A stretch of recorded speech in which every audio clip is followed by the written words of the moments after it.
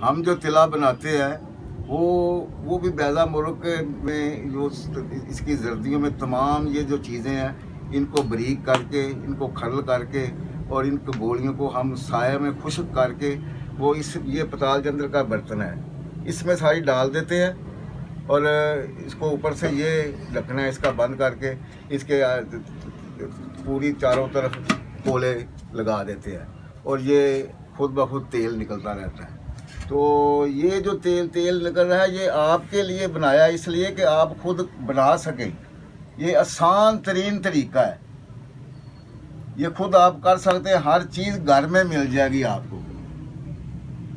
ये भी बात छाननी सी भी ये भी घर में मिल जाए, कोले भी मिल जाएंगे।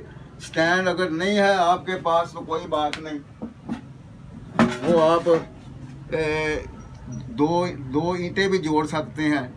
अगर ईंटें नहीं है किसी के पास तो वो किसी ऐसे बर्तन में रख दे जिसमें ये साइड में दो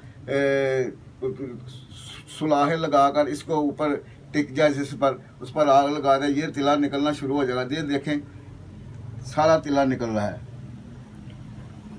और ये बड़े काम की चीज़ है।